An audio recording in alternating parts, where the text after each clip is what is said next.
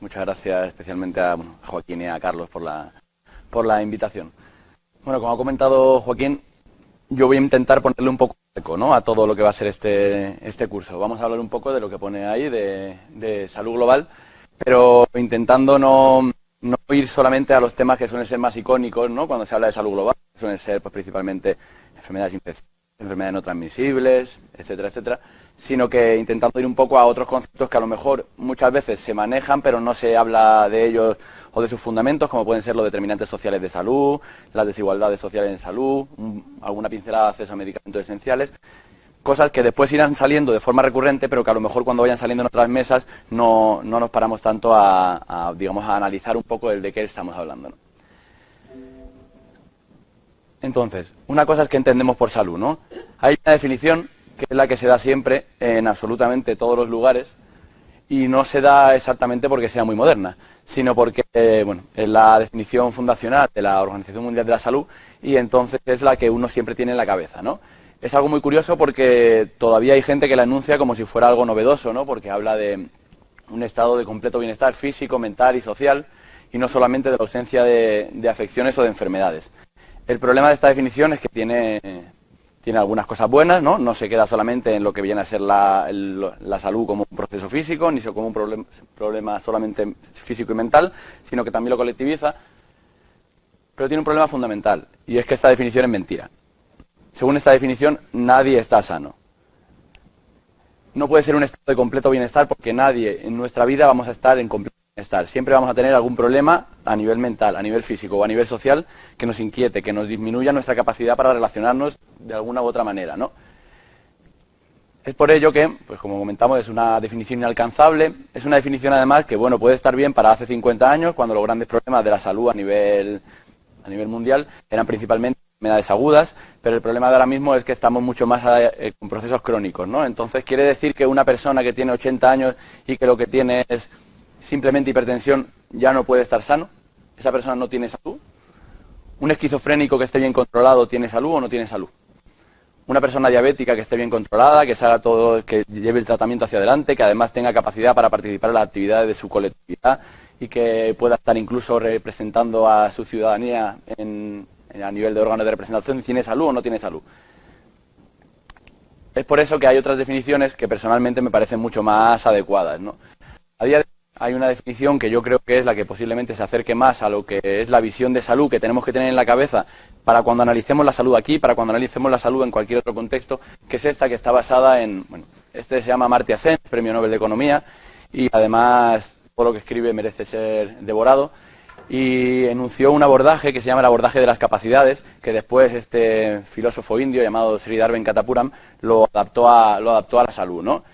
Entonces, de las lecturas de estos dos autores se puede deducir que el estado de la salud se podría definir como el estado del individuo en el cual puede desarrollar de forma satisfactoria sus capacidades, desde un punto de vista físico, psíquico y social. ¿Y qué son esto de las capacidades, no? Bueno, pues Amartya Sen y Martha Nussbaum, que es otra compañera académica con la que tiene escrito un montón de textos, hablan de que en la vida de las personas hay un montón de cosas que interactúan, que se mueven, y entonces dice, ¿qué se necesita para que una vida esté a la altura de la dignidad humana?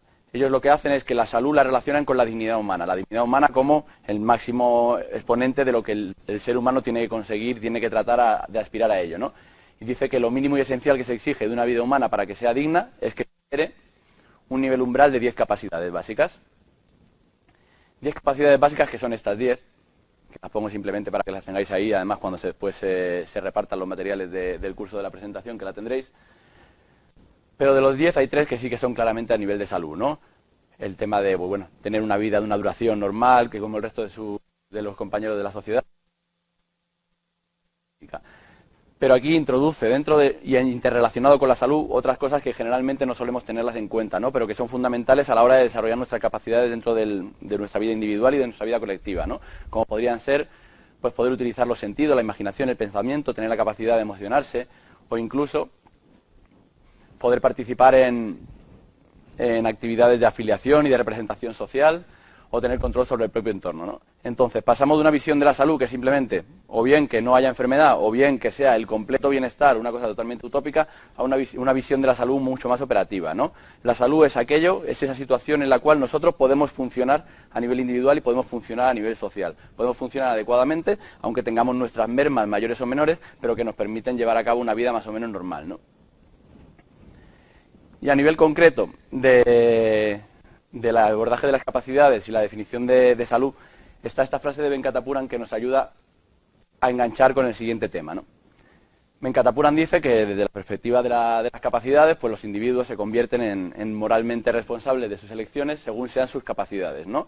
Es decir, hay una tendencia muy clara, generalmente en el ámbito de salud, en la gente que trabaja en temas de salud y muy potentemente la gente que trabaja en temas de salud pública, a nivel de culpabilizar al individuo sobre determinadas conductas y determinados comportamientos y determinados hábitos, ¿no? Un caso paradigmático puede ser, por ejemplo, el tema del tabaco, ¿no?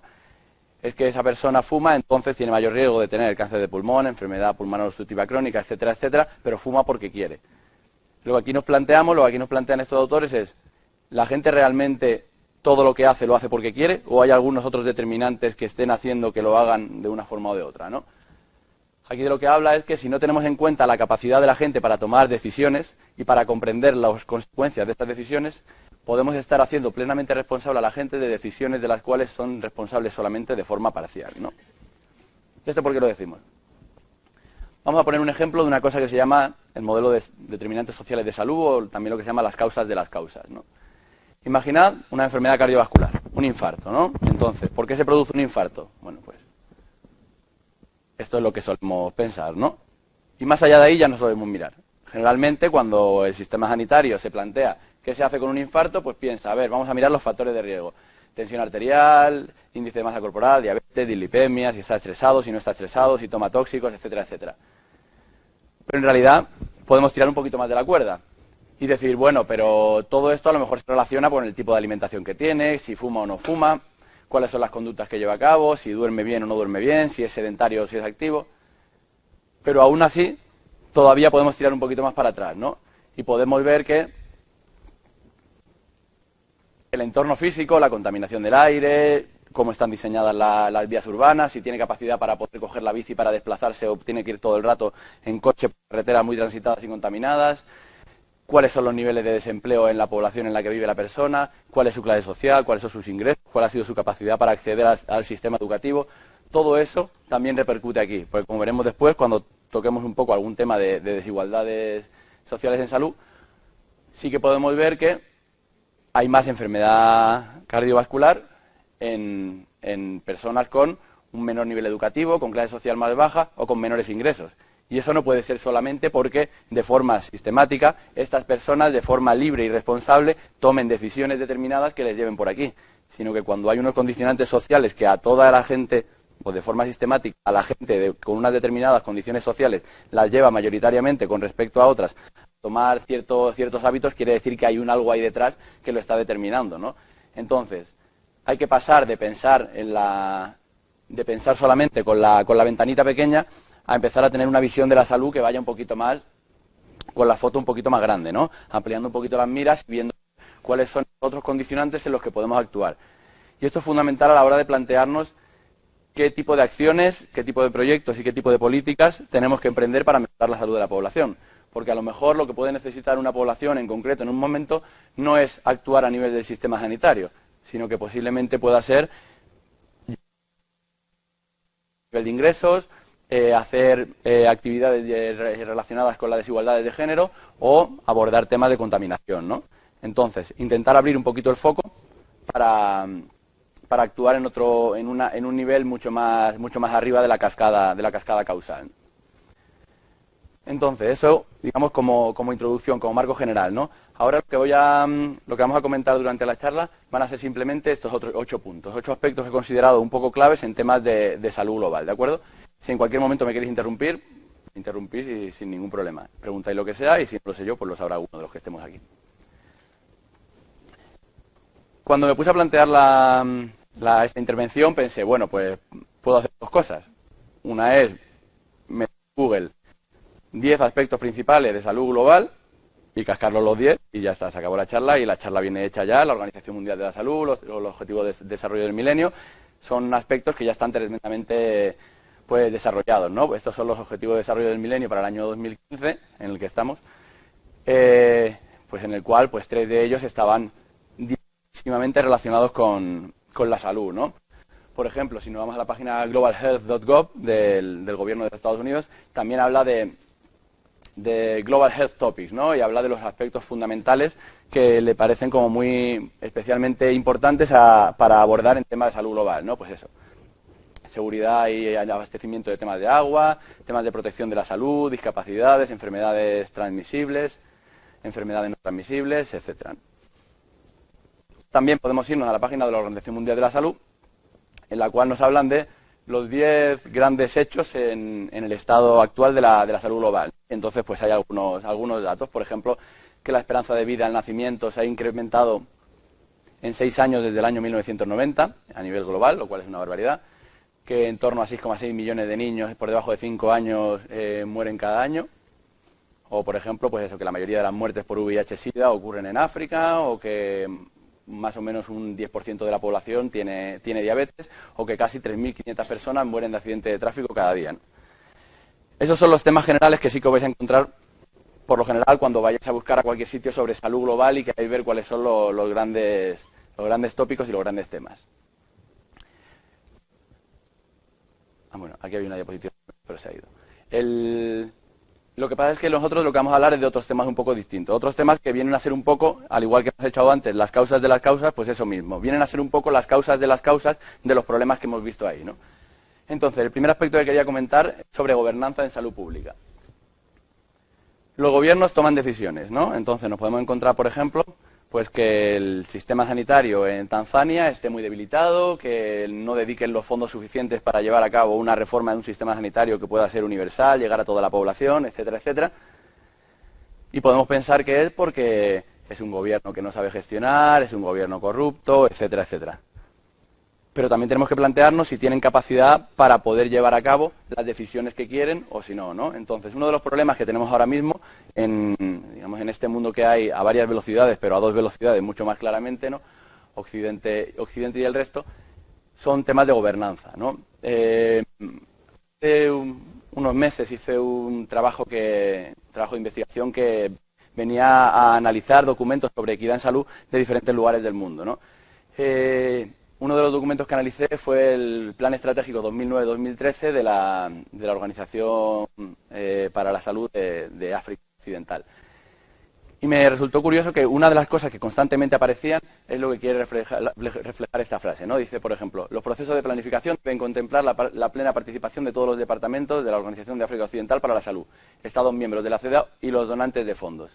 Los donantes de fondos es una frase que no escucharás en ningún otro contexto que no sea el de los países receptores de fondos. Es decir, países que generalmente tienen sistemas sanitarios mucho más debilitados, tienen además la dificultad de introducir terceros actores que en muchas ocasiones son los que determinan cuáles son las prioridades de esos países. En muchos de estos documentos se hablaba de que a la hora de priorizar cuáles serían los grandes aspectos sobre los que poner las políticas, sobre los que implementar las políticas, en muchas ocasiones decían que dependería de los proyectos concretos que les fueran financiados por los donantes, que al fin y al cabo serían los que establecieran las prioridades, ¿no?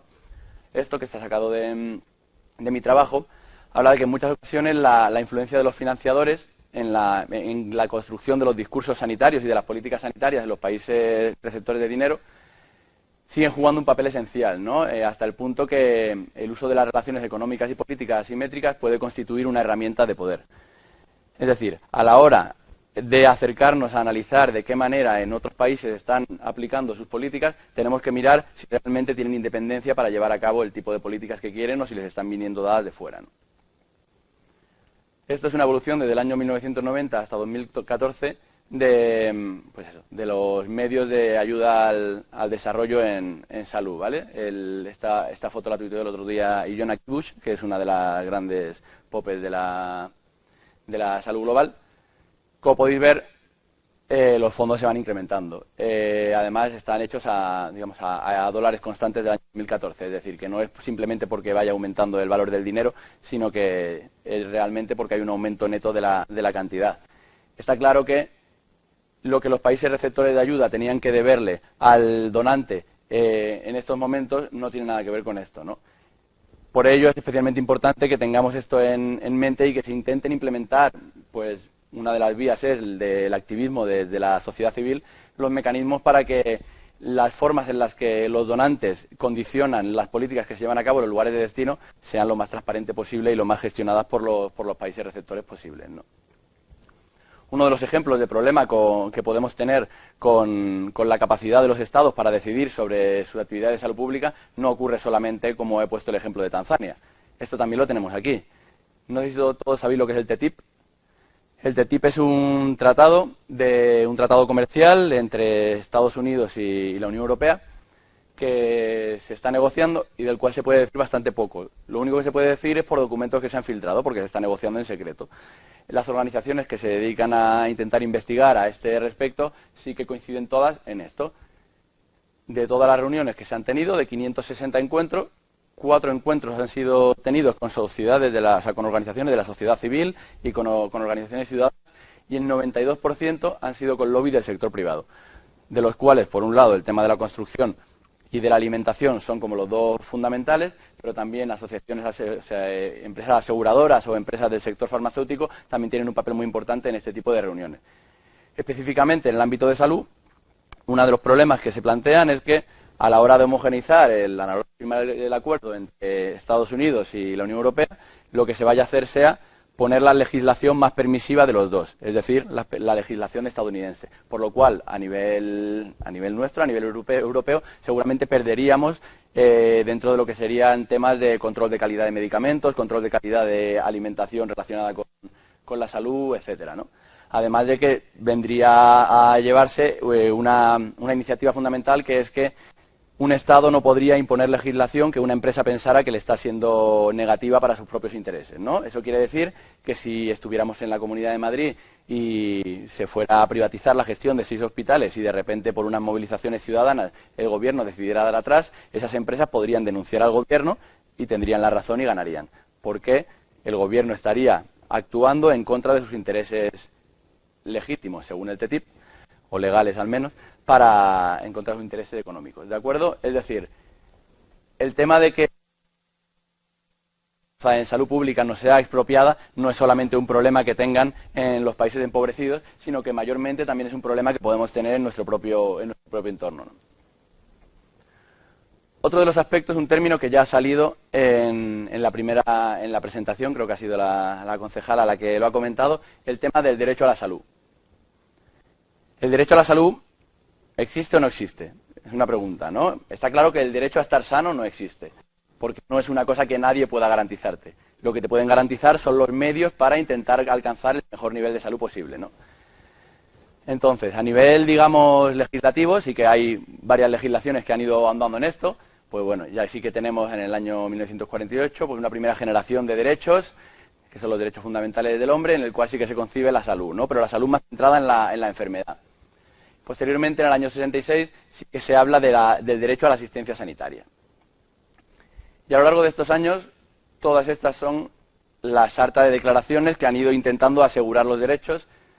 Y el derecho a la salud fundamental es esto, ¿no? En el Pacto Internacional de Derechos Económicos, Sociales y Culturales, en el artículo 12, habla que los Estados partes en el presente pacto reconocen el derecho de toda persona al disfrute del más alto nivel posible de salud física y mental, ¿no? Y entonces trazan algunos 4 puntos fundamentales, principalmente temas de mortalidad infantil y mortalidad, temas de higiene de trabajo y, bueno, y temas de asistencia sanitaria, ¿no? Entonces, bueno, eso, como hemos comentado, diferentes declaraciones que lo explicitan. El problema es que cuando alguien habla del derecho a la salud, en muchas ocasiones se habla de que el derecho a la salud no significa el derecho a gozar de buena salud. Significa que los gobiernos y las autoridades públicas tienen que establecer políticas y planes de acción destinados a que las personas tengan acceso a la atención sanitaria, en el plazo lo más breve posible y además de la forma más asequible. Un concepto muy relacionado con esto es el de la universalidad de la asistencia sanitaria, de la cobertura sanitaria universal, que hablaremos también un poquito de ello. Es que, si bien hemos hablado de un concepto de salud centrado en las capacidades, un derecho a la salud que sea relacionado con la asistencia sanitaria, pero también un poco relacionado con que la gente tenga acceso a unos determinantes sociales lo más cuidados posible, cómo encuadramos esto en un marco general, ¿no? Porque nos encontramos con países como, por ejemplo, España, en el cual parece que el derecho a la salud se ve conculcado y se va en retroceso, ¿no? En el año 99 el sistema sanitario se convierte de facto en, digamos, a nivel legal en universal, se va expandiendo la cobertura, pero llega un momento en el que se dice que los sistemas sanitarios no pueden llegar a más porque hay problemas de sostenibilidad. Y entonces empiezan a recortar la cobertura. Entonces cogen a los inmigrantes indocumentados o cogen a las personas mayores de 26 años que no hayan cotizado y las sacan fuera del sistema sanitario, ¿no? Esos problemas de los inmigrantes indocumentados para el acceso al sistema sanitario no son exclusivos de España. Ocurren en muchos otros países y hay países como Estados Unidos en los que incluso la población autóctona tampoco tiene posibilidad de acceder a la salud, ¿no?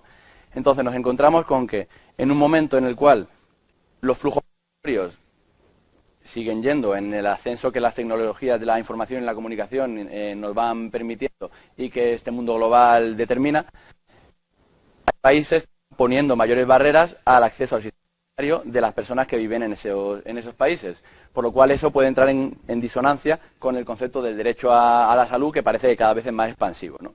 Entonces, Martha Nussbaum, de la cual ya os he comentado antes, hace aquí un planteamiento que creo que es fundamental a la hora de reflexionar sobre hacia dónde tiene que ir el tema del derecho a la salud en el futuro, ¿no?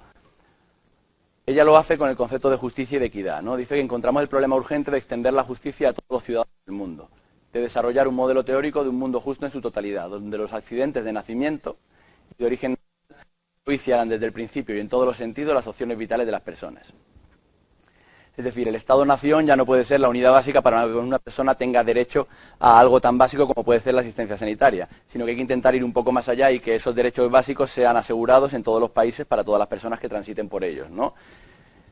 Hacia esto sería hacia donde hay que ir. El problema es que estamos en un momento muy crucial, ¿no? No estamos en una época de cambio, sino que estamos en un cambio de época, que se dice, ¿no? Entonces, pues bueno, si caminamos hacia el TTIP, por ejemplo, el acuerdo que hemos comentado anteriormente, es muy probable que esto no sea posible. Si se camina hacia otro tipo de homogeneización legislativa a nivel europeo o a nivel global, en el cual sí que se intente, digamos, dotar de mayores derechos a la población que transite por ellos, pues posiblemente sí que se vaya hacia acá. Lo contrario a ir a un marco como este, seguramente sea un aumento de la conflictividad social y un empeoramiento de las condiciones de vida de los ciudadanos. Otro aspecto fundamental es este que hemos comentado, la cobertura sanitaria universal. El término cobertura sanitaria universal parecía que era algo que no existía y aquí en España parece que empezamos a descubrirlo pues cuando en el año 2012 el Gobierno publicó el Real Decreto 16/2012 que sacaba de la sanidad a los inmigrantes indocumentados, ¿no? Entonces empezamos a decir que nuestro sistema ya no era universal, etcétera, etcétera. Lo que pasa es que este tema, el de la cobertura sanitaria universal, lleva unos años ya siendo uno de los ejes fundamentales de las estrategias de la Organización Mundial de la Salud, ¿no? Según la Organización Mundial de la Salud, la cobertura sanitaria universal no es lo que entendemos aquí por cobertura sanitaria universal. Aquí entendemos por sanidad universal que la persona cuando va al médico tenga derecho a asistencia sanitaria y que además no tenga que pagar por ella, ¿no? Porque aquí en España tenemos muy ligados los conceptos de universalidad y de gratuidad en el punto de asistencia. Sin embargo, la OMS habla de que la cobertura sanitaria universal debe asegurar la asistencia sin que ello suponga que la persona deba incurrir en riesgos financieros que le incapaciten el ser asistido, ¿no? Y habla de que hay 4 componentes básicos: un sistema sanitario fuerte, eficiente y bien gestionado, un sistema de financiación para servicios sanitarios, acceso a medicamentos y tecnologías esenciales y un número suficiente de trabajadores sanitarios motivados y bien preparados.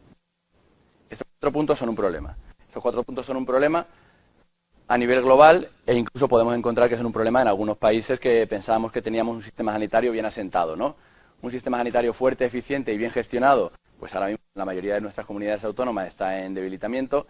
Un sistema de financiación para servicios sanitarios, el gasto sanitario en España ha disminuido en torno al 20% desde el comienzo de la crisis. Acceso a medicamentos y tecnologías esenciales, incluso aquí, que siempre nos vanagloriamos de nuestro sistema sanitario, podemos ver cómo temas como el tema de los nuevos antivirales directa, que son los fármacos estos para la hepatitis C, hay problemas de acceso bastante claros y un número suficiente de trabajadores sanitarios motivados y bien preparados, que esto es una de las grandes crisis de los países que tienen sistemas sanitarios más débiles y que tienen un empobrecimiento y que son países empobrecidos, ¿no?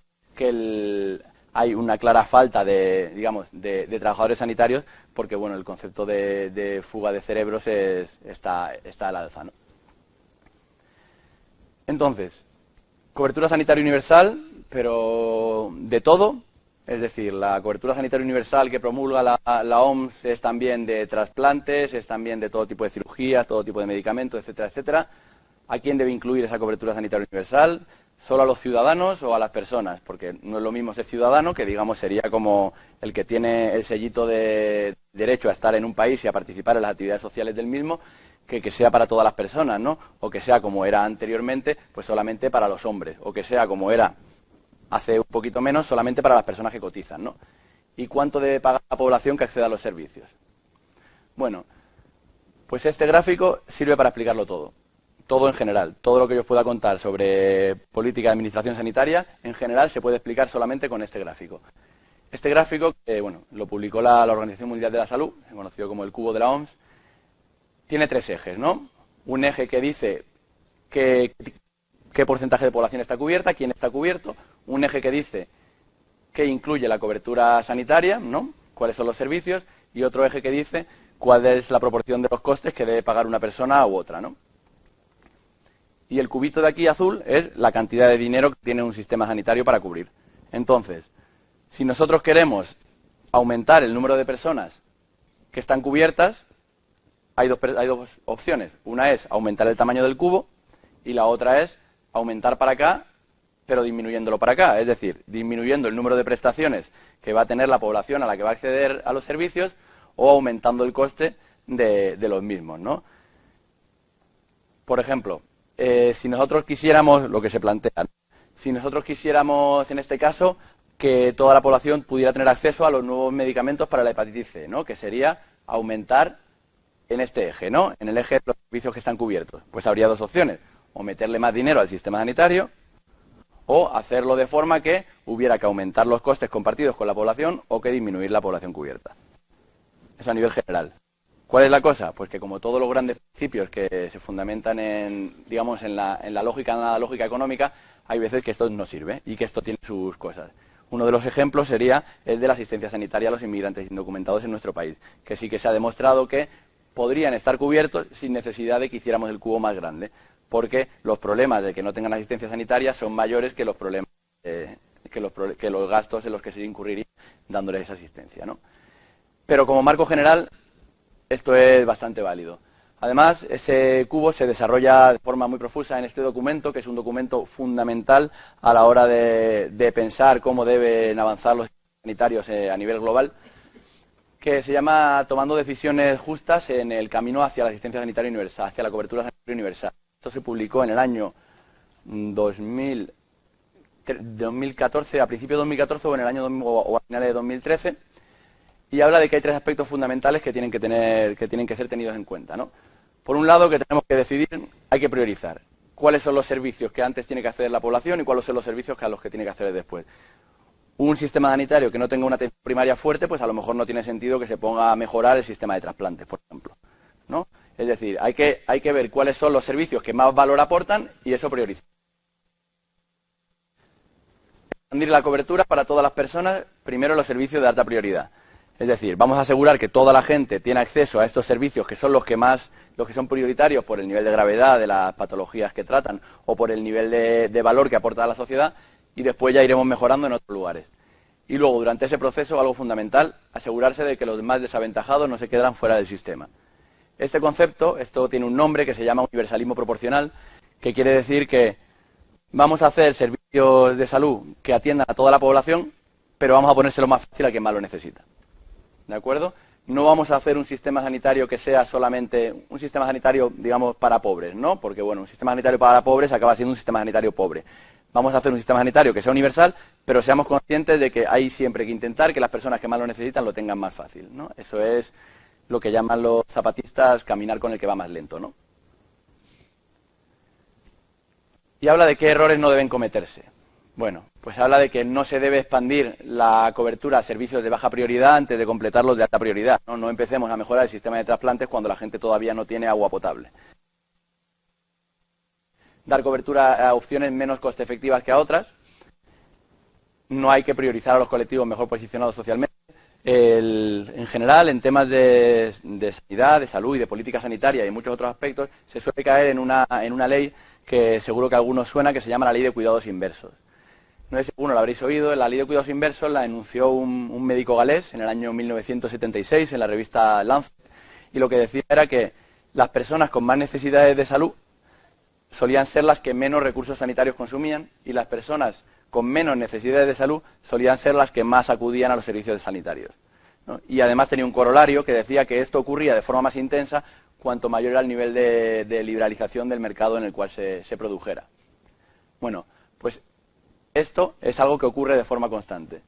Podemos ver, por ejemplo, cómo la gente que más acude que la gente que más veces es hospitalizada o la gente que más veces va al especialista hospitalario en nuestro sistema sanitario es la gente que tiene más recursos y unos niveles de necesidad menor, ¿no? Podemos ver también en países como Estados Unidos con la vacuna del papiloma, la vacuna del virus del papiloma humano, que es una vacuna para prevenir el cáncer de cérvix. El cáncer de cérvix se da principalmente en poblaciones con un bajo nivel socioeconómico.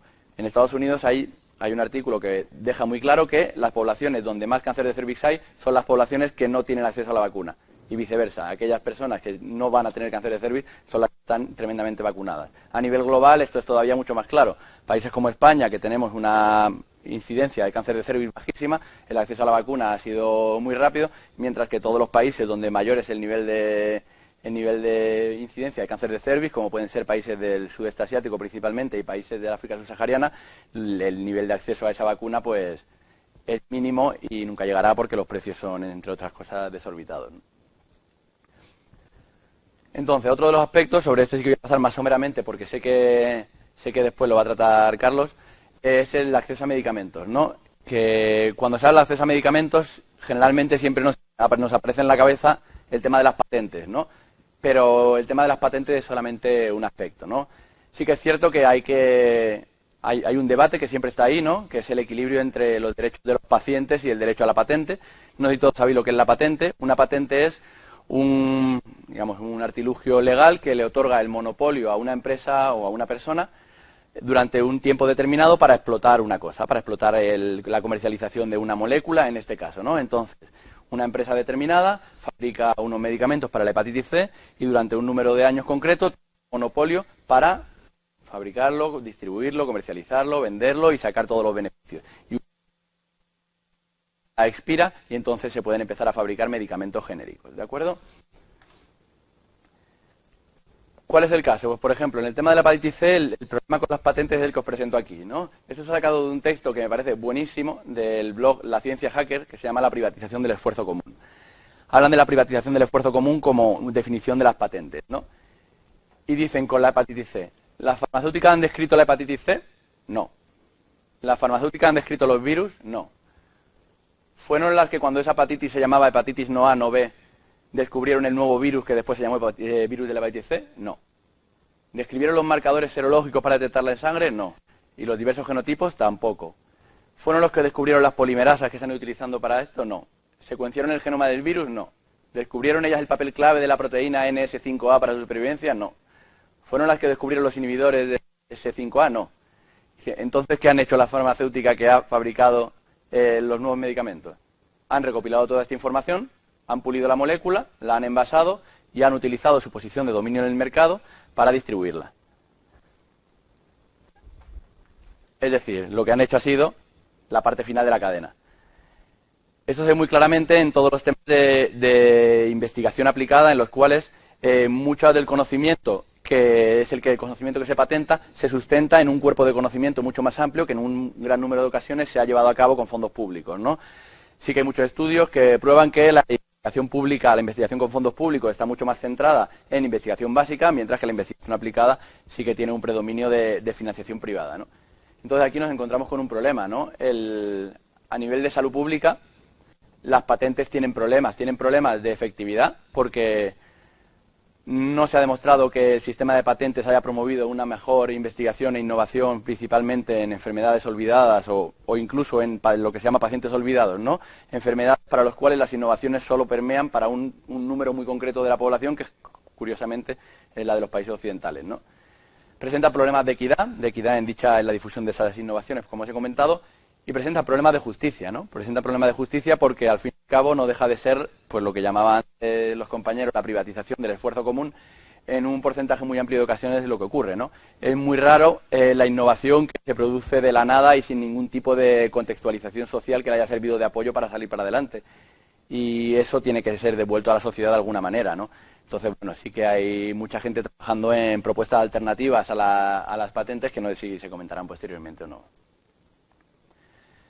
Pero bueno, más allá de las patentes hay otros problemas, ¿no? Hay otros problemas como, bueno, como decía el desarrollo de Eduardo Galeano, decía que rasca donde no pica, ¿no? El problema es que muchas veces la investigación y desarrollo no se producen aquellos problemas que verdaderamente están produciendo problemas de salud en la población, sino que se producen aquello que al fin y al cabo son nichos de mercado. ¿Por qué? Pues porque principalmente para una parte muy importante de la investigación aplicada pues necesario sacar beneficio porque es quien la lleva a cabo. El problema está cuando también desde lo público no se está invirtiendo en esos otros nichos de investigación que dan valor a lugares a los que no permea otra investigación, ¿no? Pero también hay problema de distribución. No solamente es que el medicamento no llegue a patente, el medicamento puede no llegar porque en el lugar no hay la infraestructura determinada para que una vacuna guarde toda la cadena de frío, se almacene, se conserve, que el estocaje sea el adecuado, que no haya más stock ni haya menos stock, que no se produzcan desabastecimientos y luego, pues sí, en un momento dado puede haber problemas de precios, ¿no? Os voy a poner un vídeo, yo no sé si alguien sabe qué serie es esta. The Wire. ¿No suena The Wire? Pues si no suena, os tiene que sonar. Yo supongo que la ciudad de Baltimore sí os sonará. No sé si os sonaba hace 3 meses, pero desde hace 3 meses ahora sí que os tiene que sonar porque es donde han sido todos los disturbios estos en Estados Unidos porque la policía asesinó a algunos afroamericanos. Bueno, pues esta serie está rodada allí, ¿no? Baltimore tiene una particularidad en temas de salud y es que hay 20 años de diferencia de esperanza de vida tan solo en 5 kilómetros de separación entre dos barrios. Bueno, 20 años en 5 kilómetros. Es como si os vais de una punta a otra de una ciudad y os encontráis con que la gente vive 20 años más en un sitio que en otro. Curiosamente, todo casualidades, el sitio en el que viven más obviamente es el sitio con mayor nivel de renta, educación, empleo, y el sitio en el que viven menos, pues es todo lo contrario. Esta serie es una serie que transcurre principalmente, el centro es en los barrios más deprimidos de Baltimore, y bueno, para explicar cuáles son los problemas en general del acceso a medicamentos, que mejor que preguntarle a unos traficantes, ¿no?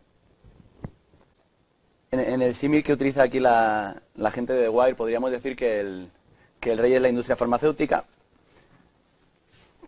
que se mueve poco a poco, pero sabe que se puede mover lento porque tiene una serie de lugartenientes que le respaldan, ¿no? Esos lugartenientes podrían ser, entre otras cosas, las patentes, pero también podría ser el sistema legislativo que digamos que promueve una determinada defensa de la propiedad intelectual, ¿no?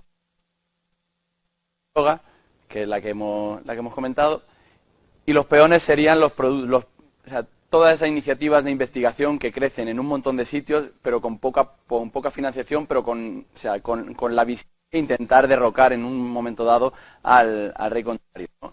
Iniciativas como Fondo Global de Patentes o todo lo que viene a ser un montón de proyectos que pueda haber a nivel de investigación, principalmente de investigación pública o por ver un poco con la dicotomía público-privada de investigación que esté pensada dentro del contexto de lo común, vendrían a ser esos peones, ¿no? Son peones que, pues como ha dicho, dice uno que dice, bueno, pero entonces el peón es el puto amo porque puede llegar al final y convertirse en reina, ¿no? Pero lo que le dice el compañero es que los peones casi siempre mueren rápido, ¿no? Entonces, bueno, estamos en un marco general en el tema de acceso a medicamentos en el cual hay una grande asimetría de poder. El problema es que lo que hay que intentar es romper esas asimetrías de poder de forma un poco disruptiva y sabiendo que hay lugares en los que se ha hecho, ¿no? Uno de los ejemplos, por ejemplo, pues puede ser el tema ya icónico, ¿no? Que casi forma parte ya del imaginario colectivo de las luchas en salud de Sudáfrica, por ejemplo, ¿no? Con el tema del acceso a los antirretrovirales, ¿no? Entonces, por hacer el símil anterior que hemos hecho con el tema de las causas, en el que empezábamos aquí con enfermedad cardiovascular y fuimos tirando para atrás, yo quería aquí traer a colación un esquemilla que hice hace unos años, intentando con esa similitud de las causas, pero también con el tema de acceso a medicamentos, ¿no? O sea, llegamos en un momento en el cual hay una persona o un colectivo o un grupo una población en el cual no hay medicamentos, ¿no? Entonces, pues bueno, podemos decir que puede ser porque es que no tiene realmente asistencia sanitaria o directamente que los fármacos no le llegan. Entonces, si no tiene asistencia sanitaria, puede ser, pues o bien porque no haya profesionales sanitarios, o porque no haya profesionales formados, o bien porque haya un flujo de profesionales sur-norte, o bien porque haya problemas de acceso al sistema sanitario. Y los fármacos que no llegan, ¿por qué son? O por problemas de logístico de distribución, o por baja disponibilidad de fármacos necesarios. Y esto, a su vez, puede ser por cosas, ¿no? Pues las comunicaciones de malos transportes dentro de la población concreta, un elevado precio, una desarrollo e innovación, o que los fármacos se distribuyen equitativamente. ¿Y esto por qué puede ser? Pues porque no haya mucha I+D+I pública que vaya destinada a problemas que sean menos rentables, porque las decisiones de la industria no tengan control público en ese lugar en concreto, o por la legislación vigente, que sería el tema de las patentes, ¿no? Es decir, hacer una asimilación de los problemas de acceso a medicamentos son por las patentes es saltarnos toda esta zona de grises en los cuales hay mucho que desbrozar, ¿no? Esto lo voy a pasar muy rápido porque si no se me va a acabar el tiempo, pero bueno, hay un documento de Médicos Sin Fronteras de 2011 que, bueno, que ya tenga 4 años, habla un poco, pues eso, de que no todo van a ser, no todos son derrotas, ¿no? Hay veces que los peones sí que llegan al otro lado del tablero y hay logros también que se van produciendo en el tema de acceso a medicamentos y que además van desbloqueando otras casillas, ¿no? Van planteando unos nuevos retos que también se pueden ir consiguiendo, ¿no? Pero bueno, esto lo dejo para que lo tengáis en la presentación cuando la pase, ¿no? Entonces, el quinto aspecto sería el de inequidades sociales en salud. Sé que es un tema que se va a tratar mañana, así que bueno, vamos a pasar un poco por encima, pero sí que quería poner un poco el fundamento. El concepto de equidad y de desigualdad y de disparidad son un montón de conceptos que se mezclan y que muchas veces tampoco tenemos muy claro lo que es, ¿no? Entonces, hay un documento fundacional, que es coordinado por Margaret Whitehead, que habla de que una diferencia o una desigualdad en salud, es decir, cuando dos grupos sociales tienen alguna diferencia en salud, se convierte en una inequidad cuando es evitable, cuando es innecesaria y cuando es injusta. Lo que pasa es que aquí tenemos otro problema, porque si no sabíamos definir inequidad o equidad, seguramente tampoco sabremos definir justicia. Entonces, es más fácil decirlo así, ¿no? Una diferencia en salud, o sea, que haya una gente que se muera antes que otra, lo consideramos que es inequitativo cuando eso es evitable, es decir, es evitable que la gente que vive en el barrio más pobre de Baltimore se muera 20 años. Es innecesario porque eso no sirve a ningún fin concreto, además de ser obviamente injusto, ¿no? Porque perjudica de forma sistemática a los más desfavorecidos. No es una cosa aleatoria. Pues en unos sitios vemos que la gente más rica se muere 20 años antes y en otros sitios vemos que es la más pobre, ¿no? Sino que de forma sistemática las diferencias de renta se traducen de esta forma, es decir, que la gente de forma general más pobre se muera antes que la gente más rica es una inequidad en salud. Entonces, volviendo al documento también intentan definirlo un poco, ¿no? Y hablan de que la justicia y la equidad principalmente están relacionadas con la distribución de beneficios y de cargas en la sociedad, pero que no hay consenso realmente entre la diferencia entre justicia y entre equidad, entonces que los usan de forma indistinguible, ¿no? Pero es que los problemas que tenemos nosotros a la hora de denominarlos son problemas heredados principalmente de aquí, ¿no? Y se entienden mucho mejor cuando se formulan en inglés, cuando se formulan en castellano, porque en inglés sí que tienen una historia mucho más clara. Hace unos años, cuando empezó todo el tema del estudio de la desigualdad en salud, se publicó un informe que se llama el Black Report, el informe Black, que se le fue encargado al señor Black en el que lo hiciera. Lo publicó y hubo cambio de gobierno en el Reino Unido y entonces pues llegó Margaret Thatcher y Margaret Thatcher metió el informe en un cajón y simplemente quedó pues como casi un fetiche académico que no llegó a tener su expresión real, ¿no? Pero que realmente sí que lo que decía hizo un estudio de la población británica y decía que la gente con menor nivel educativo se moría antes que la gente con más nivel educativo y que no era solo una cosa de los que menos y los que más, sino que era una cosa que según iba subiendo en el escalón formativo había un aumento de 2 años en la esperanza de vida, es lo que se llama el gradiente social de las desigualdades, ¿vale? No es solamente una cosa de blanco y negro, sino que hay toda una escala de grises en el medio. Bueno, pues Margaret Thatcher, una de las cosas que hizo en aquel momento fue proscribir el término inequidad. Dijo que inequidad no se debía utilizar porque el concepto inequidad era un concepto político. Y ella pensaba que había que intentar desvestir todo este tema de las desigualdades y de las inequidades, había que intentar desvestirlo de contenido político y había que intentar dejarlo de la forma más aséptica posible. Entonces se pasó al término inequality. ¿Cuál es el problema? Que los académicos estadounidenses también pensaron que el término con demasiada carga comprometida y entonces pasaron al término puramente descriptivo de disparity, ¿no? Disparidad. Entonces decimos que la gente del barrio más pobre de Baltimore se muere 20 años antes que la gente del barrio más rico de Baltimore por disparidades en salud. Cuando el concepto de inequidad tiene un contenido político, social y de compromiso mucho más potente, ¿no? Aquí más hay otro concepto, ¿no? Este Thorborn, que es uno de los sociólogos de la salud más influyentes a día de hoy, un noruego, habla de que en la época premoderna no existían las inequidades.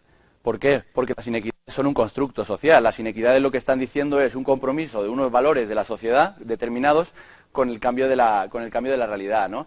Dice que en ese momento lo que existía era la diferencia entre jóvenes y viejos, entre mujeres y hombres, entre la nobleza y los esclavos, pero era eso, diferencias, disparidades, que llamaría ahora una corriente muy importante de los académicos británicos, ¿no? Y esto, terminando un poco con este tema, casi terminando con este tema, es un email de Vicent Navarro. Vicent Navarro supongo que sí que os suena, ¿no? Bueno, pues en una lista de correo llamada así, hablaba de esto, ¿no? Y hablaba de que en la cultura académica de los Estados Unidos era profundamente conservadora y que entonces el uso del lenguaje también afectaba a eso, ¿no? Y entonces utilizaban el término disparity en vez de inequality o de inequities, ¿no? Pero él hablaba de que el propósito de la ciencia, especialmente de las ciencias sociales, es entender el mundo, pero para cambiarlo, ¿no? Entender el mundo para cambiarlo y para mejorarlo. Entonces, que hablar de disparidades es solamente una descripción de las diferencias. Esto de que el propósito de la ciencia es entender el mundo y no quedarse ahí, sino cambiarlo, tiene reminiscencia de otro filósofo y pensador, pero no diré quién es, porque no lo sabéis, para que no me... ya lo comentaremos después. Entonces, las desigualdades tienen un marco de batalla. Tienen un marco de batalla que es este.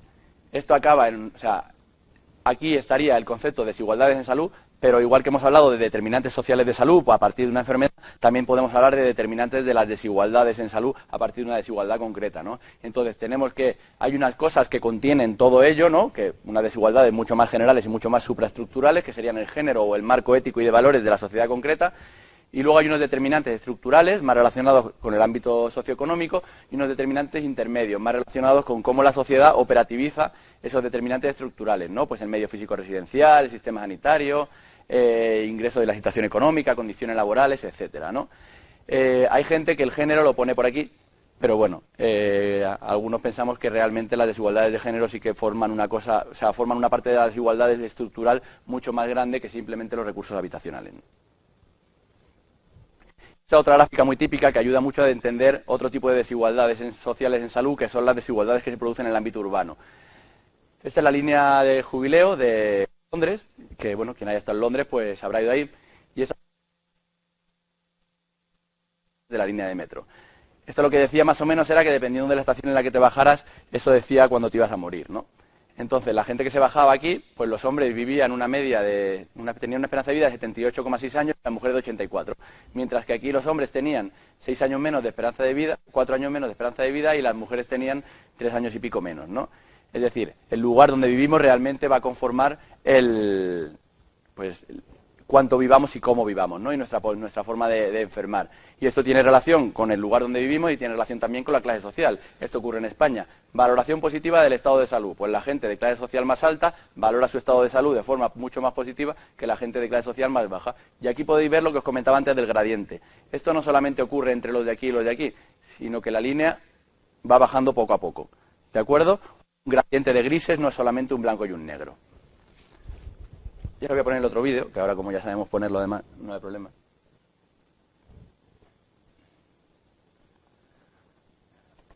Este vídeo es un pequeño clip de una noticia que pusieron el otro día en La Sexta y que me sorprende gratamente que una cadena generalista le dedique un ratito a hablar de desigualdades en salud en el ámbito urbano, ¿no? El título del reportaje se llama El código para tu salud, el código postal es más importante que tu código genético, ¿no? Que básicamente es lo que... El código postal influye más en nuestra salud que el código genético. Lo dicen los epidemiólogos sociales y los expertos en sanidad de toda España. Y lo demuestran con cifras. Viajamos hasta Bilbao, solo recorriendo su línea de metro desde Algorta hasta el Casco Viejo. La diferencia en la esperanza de vida entre ambas estaciones es de 8 años en los hombres y 4 en las mujeres. Hay zonas que viven con las mismas condiciones de vida y de salud que el conjunto de la comunidad autónoma vasca hace 30 años. Lo mismo ocurre, por ejemplo, en Madrid. Desde el barrio de Salamanca hasta Usera hay 3 años de diferencia en esperanza de vida. Los barrios en los que hay más desempleo, menor nivel educativo, menor renta, una menor inversión pública, unas estructuras urbanas peores. Algo que se repite en todas las ciudades, incluso provincias. Sevilla. Ahora hablamos de tasa de mortalidad. Junto a la esperanza de vida, el otro baremo que fija nuestra buena o mala salud. Brenes. En este pueblo, la tasa de mortalidad en adultos entre 44 y 65 años es de 28 en mujeres y 83 en hombres. Solo 2 estaciones al norte, en Lora del Río, la tasa de mortalidad pasa a 21 en mujeres y 66 en hombres. Las desigualdades sociales tienen efecto en tu salud, incluso mental. Más prevalente el consumo de psicofármacos, los diagnósticos de depresión y ansiedad en las clases sociales más bajas que más altas. Un efecto que ha aumentado con la crisis y que solo se soluciona con políticas en favor de la igualdad.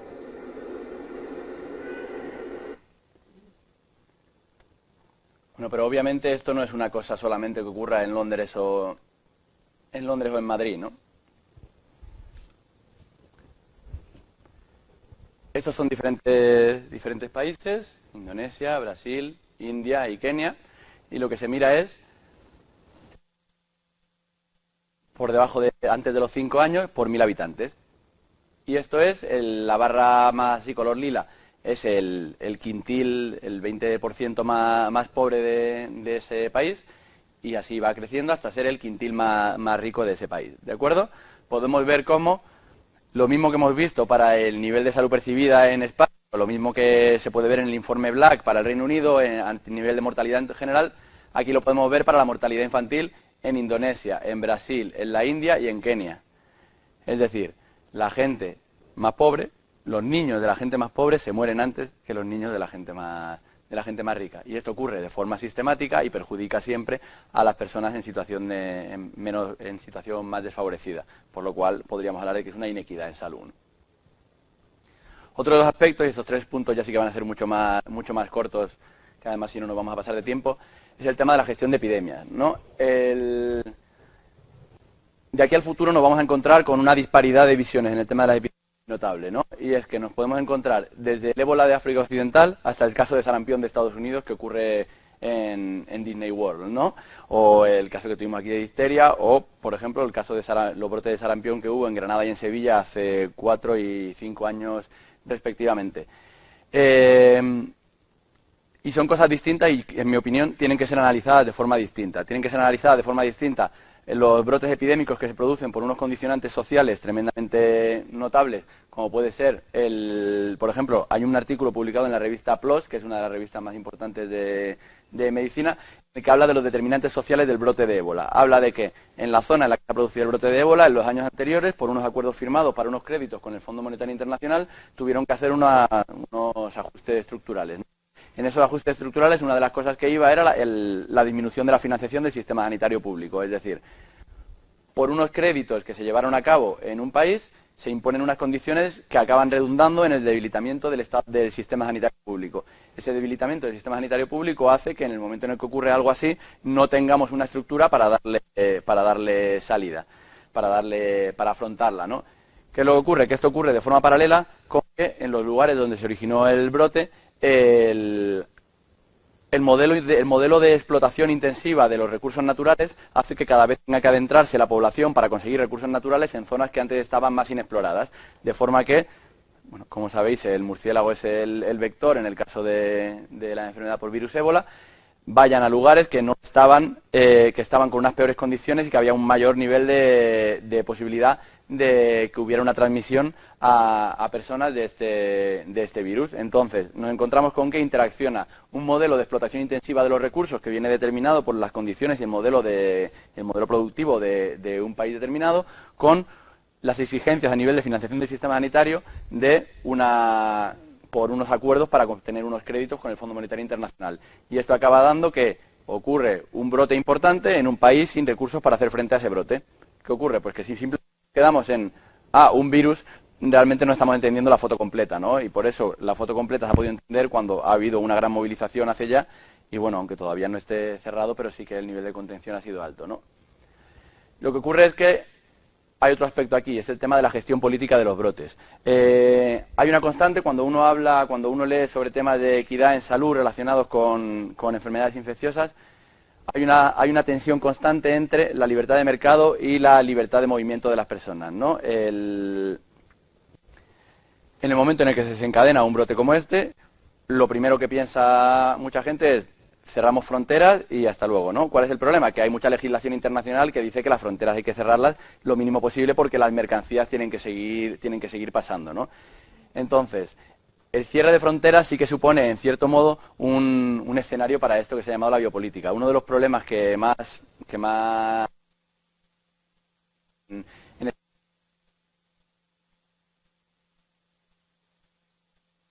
contacto las tuvieron recluidas en su casa durante un montón de tiempo, ¿no? Esto podría entrar de esto de lo que se llama la biopolítica. No sé si sabéis lo que es la biopolítica. La biopolítica es un concepto que desarrolló Foucault, que es un filósofo francés, que habla es el uso de la política para actuar sobre los cuerpos, ¿no? Para limitar la movilidad de las personas o para decirles qué es lo que tienen que hacer y para influir sobre su salud, ¿no? Entonces, sí que está empezando a haber literatura al respecto de esto con el tema del ébola, de cómo las instituciones públicas actúan sobre la movilidad y sobre todas las actuaciones de los individuos, digamos, justificándose en un bien superior que no siempre está debidamente justificado, ¿no? Y luego un aspecto fundamental en el tema de gestión de epidemias es el tema de la movilización de ayuda en el brote y el necesario fortalecimiento de los servicios de salud en momentos de crisis, entre los momentos de crisis. Está claro que no sirve de nada acordarse ahora de que Sierra Leona tiene un sistema sanitario muy precario si en el momento en el que se contenga el brote se vuelven a imponer unas condiciones económicas draconianas que no posibilite que tengan un fortalecimiento de los servicios de salud. Entonces, el penúltimo punto, digamos, candente dentro de los temas de salud global serían los cambios en el patrón epidemiológico. Yo no sé si os suenan cuáles son estos dos conceptos, el de la transición demográfica y el de la transición epidemiológica. Son dos conceptos que van de la mano, ¿no? La transición demográfica es la que nos dice que antes teníamos unas sociedades con unas pirámides demográficas que eran pirámides, ¿no? Que tenían un montón de gente abajo, un montón de niños y muy pocas personas mayores, y ahora resulta que lo que tenemos son casi pirámides invertidas, ¿no? Muy poca población joven, mucha población mayor. Este cambio, de un lado a otro, es lo que se llama la transición demográfica. Esa transición ya la han atravesado todos los países occidentales, ¿no? Todos los países enriquecidos. Y es una transición que ahora mismo se encuentra a medio camino en los países de rentas más bajas. Esto va de la mano de la transición epidemiológica, porque ¿por qué se produce esto? ¿Por qué se produce que cada vez hay más personas mayores y menos personas de forma relativa jóvenes? Principalmente porque las enfermedades infecciosas, que son las que más vidas se cobran en las personas de menor edad, van disminuyendo si van dejando paso a otro tipo de enfermedades. Esto está sacado del Global Burden Disease Compare, que está disponible de forma pública para que uno juguetee y mire a ver unas regiones y otras cuáles son, cómo enferman, y eso es datos de Europa Occidental. En azul están las enfermedades no transmisibles, como por ejemplo pues puede ser la insuficiencia cardíaca, el infarto, pulmonares, problemas óseos, accidentes, Alzheimer, etcétera.